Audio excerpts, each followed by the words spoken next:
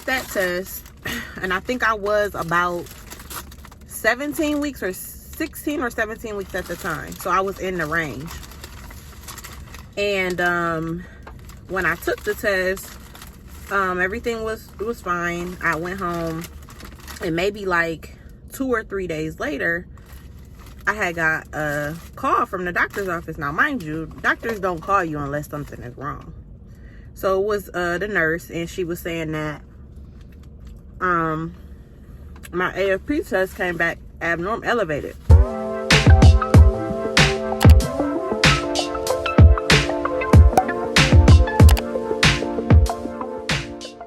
What's up, everybody? It's your girl Cara, back with another episode of Pregnancy Unlocked with Marriage Madness with Rio and Cara. Even though my husband is not in this vlog, I still have to say that because that's our channel. So I have been meaning to do another vlog for a long time now, but a lot has been going on, and I actually have time to do it right now. So I said I was going to do it. I'm outside of my doctor's appointment, so I'm waiting because I'm 30 minutes early, which is never me. But I'm about to sit here and eat and chat with y'all for a minute, tell y'all what's been going on. Just kick it for a minute and go over all the stuff that I wanted to go over in the next vlog, which is this vlog today. So anyway, just hand sanitizer my hands, and yes, I have to take off my coat to eat. Cause I'm messy. And my hand sanitizer, do y'all husbands do this? He drives my car because I take his truck. I have the kids all the time, and he can't tell me he be cleaning his hands like as much as he needs to because his hand sanitizer is empty. Well, empty means he's used it, but he need to replace it ASAP. Anyway, they didn't have anything I actually wanted around here, so I just got Taco Bell, like a quesadilla and a soft shell chicken taco and like a watermelon freeze.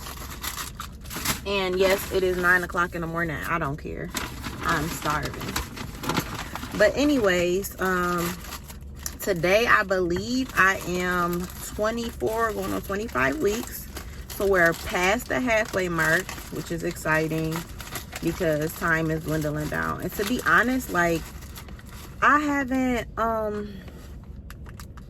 shopped. I haven't looked at anything to get this baby. Like, I feel like my body knows that I'm pregnant because I feel like the aches and pains, but my mind still hasn't processed it yet, if that makes any sense.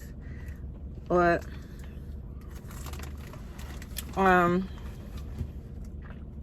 so yeah, I haven't really put much effort into a registry.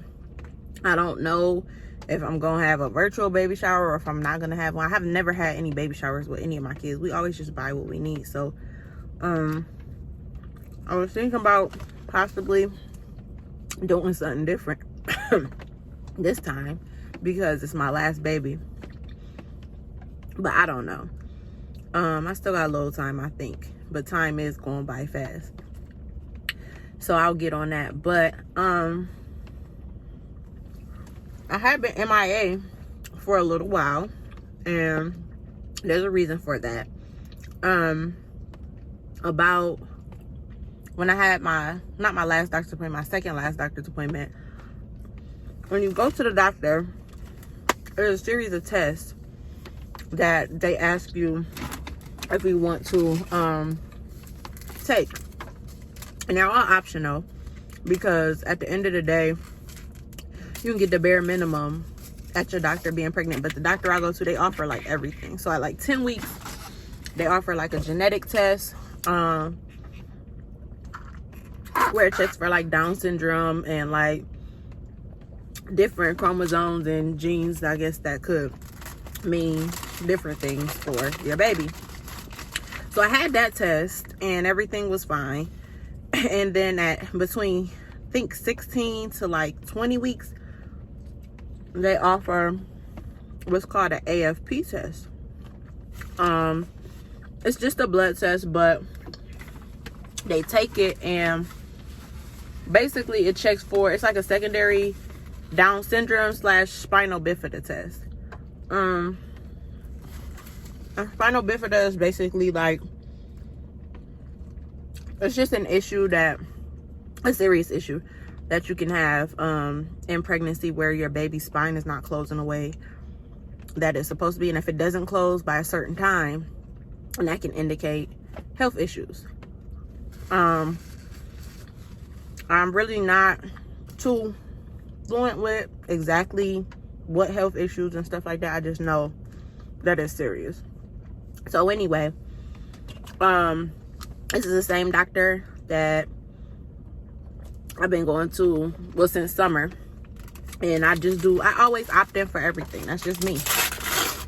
So I got that test, and I think I was about 17 weeks or 16 or 17 weeks at the time. So I was in the range. And when I took the test, everything was fine. I went home, and maybe like 2 or 3 days later, I had got a call from the doctor's office. Now, mind you, doctors don't call you unless something is wrong. So it was the nurse, and she was saying that my AFP test came back elevated, like abnormal. And I was like, what could that indicate? And she was like, it could indicate, you know, spinal bifida, stuff like that. But she was like, at this point, it's not a guarantee. She was like, I know your due date has changed a couple times since you've been here. And these tests are gestation specific. So if your due date was wrong, we put it in wrong. They're looking for something for this certain date, and you're not that date yet, or whatever the case may be. It could be inaccurate. So there are reasons that it could be a false positive, but any good doctor is not going to just assume that it's a false positive. So I'm like, well, what's the next step? And initially I was like trying to be tough about it. So I was like, she was like, do you have any questions? Is it anything that I can answer for you? So she had told me the next step was to see a specialist and then retest. So I'm like, no, I don't have any questions. Thank you. You know, I understand, blah, blah, blah. When I got off the phone with her, I got so scared in that process so fast. I called her right back. I said, okay, so can you explain this to me? And so she explained the test. And then I was asking her, like, what are the odds? And she was like, again, it doesn't mean that this is what it is. It's just an indication that you'll see a specialist. A specialist can tell you more than we can. So I'm like, okay. And then she was like, you can come in and retest. You want to come in tomorrow? So it's like, okay, yeah, I can come in tomorrow. So I went back into the doctor's office and I retested. Like, they took my blood again, but they still wanted me to see a specialist. And I called a specialist. They were like, well, since the issue could be, you know, your due date, your initial due date was 3 weeks behind, 2.5 or 3 weeks behind the new due date they gave you. So let's wait 2.5 or 3 weeks, because technically you need to be between 18 and 20 weeks to do this scan to make sure everything is fine to get what we need. So that was absolutely dreadful because of the fact that I had to wait. So I'm sitting on the fact that we got this abnormal test. I had to wait. There was nothing I could do about it. So I was a little bit anxious. My husband, he was more so cool, like, everything is gonna be fine, you know, like, don't worry about it, we'll handle it, whatever it is, blah blah blah. He was just amazing, like, during that process. But I just had to fight with myself every day to just not think about it, because it's like, it's nothing you can do. So they set up my appointment, and while I was waiting for that, I retested again. And when I retested, they put in the first due date, not the due date that they gave me after the second or third ultrasound. So maybe like within that next week, I got another call from the doctor and said, hey, you know, we retested with the old due date and it wasn't elevated this time. It seemed to have come back normal. However, let's go ahead and still continue with the specialist, because we just want to make sure, which I was going to do anyway. So it was a relief to hear, but it's still like, I never had this before with any of my kids. I'm 4 times, look at my nail, it's broke and it was hurting, so I cut it down, but don't mind that. I'm a 4-time, you know, mother, like 4 times pregnant, and this never happened before. This is kind of scary. So the day finally came that I had to go to the specialist. I go to the specialist. I get an anatomy scan. Anatomy scan is basically what they do at the doctor's office, but a little bit more in depth. They check everything, like the head, the spine, the legs. Like, they check everything. And I think the appointment took maybe like 25-30 minutes. But it was pretty cool to see. So what's weird, not weird, but about those kind of doctor's appointments is the tech comes in and the tech checks everything, but the tech can't tell you anything. So you kind of like looking at their face to see if you can get any cues, because you gotta wait till a doctor come in and tell you what is going on, if there's anything going on, whatever. So we went through and the tech was talking to me, trying to make small talk. I really wasn't trying to hear that. I was ready to know, like, what's up. So then she was like, okay, we're all set. Let me put this in the system, and the doctor's gonna call you, you know, come in and tell, you know, and go over the details. So when the doctor finally comes in, she goes, you know, I just want to let you know, sometimes things happen, these happen. Everything is fine. I was like, oh my gosh. She was like, everything is fine. Your baby looks great. Your baby looks good. She was like, oh, sorry. Crunchy ass. She was like, you know, sometimes these things happen with these tests, but, you know, like I said, it could be wrong just gestation, like anything. But as of right now, we checked. You don't need to come back. Everything is fine. Yada yada. So I was so relieved. Like, I could have cried. Just thankful to God, because that's the most worrisome thing, to be pregnant and not know that what to expect, you know, if you have a baby and there's health issues or whatever the case may be. But all that happened, and I was gonna do a vlog just solely about that, because I have my own opinions at this point. And like I said, I want to be transparent to other mothers, whether you're a first-time mom, whether you have had children prior and, you know, are pregnant again years later, whatever the case may be.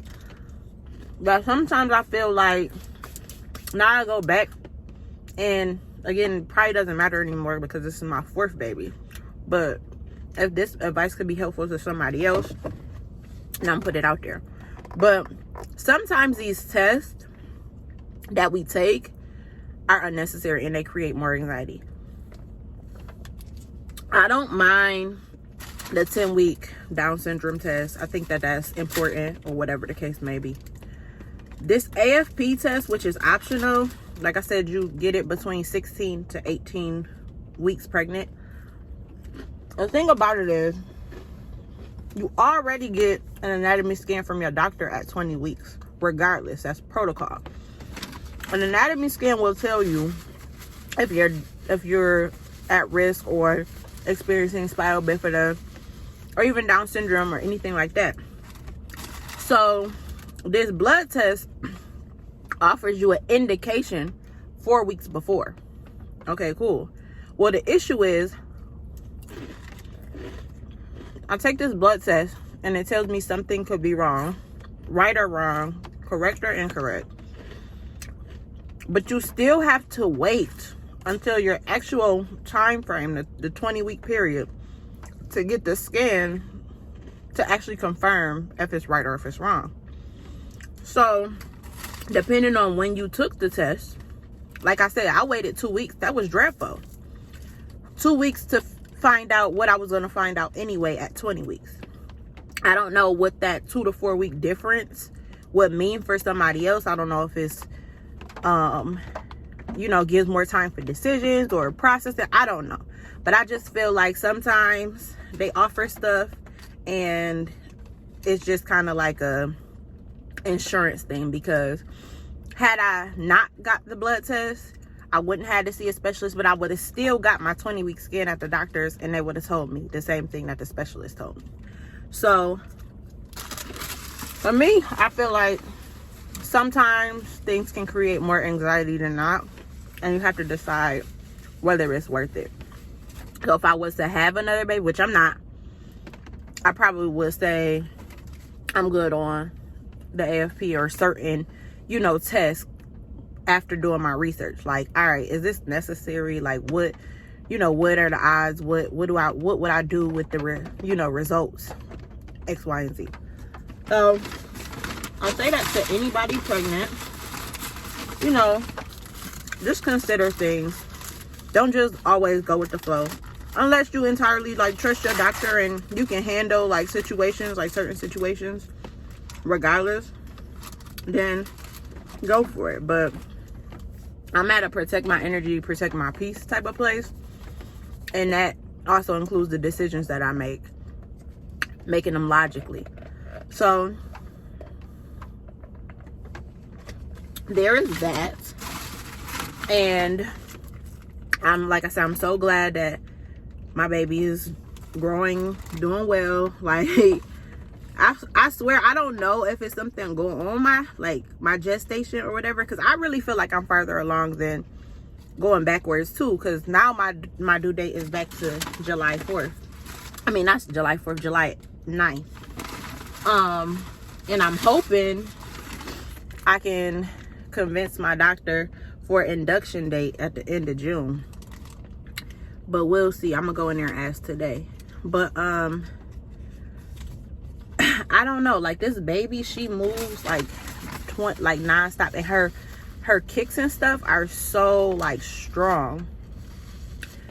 It's just weird. Like, my husband always say, like, she's too early for this, because like at night sometimes when I'm sleeping and his back is turned toward me, like if I'm behind him, he'll feel it on his back, like my stomach, and be like, he woke me up one day like, yo, she been doing this for 45 minutes, like flipping and stuff. Like, you feel that? I'm like, yeah, I feel that. She been doing this all day. You just don't know because you don't got to deal with it.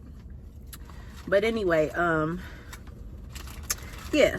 So I had that I wanted to talk to you guys about, and I feel so weird. Y'all ate a quesadilla, a taco, and some hash browns. Oh well, don't judge me, judge y'all mama.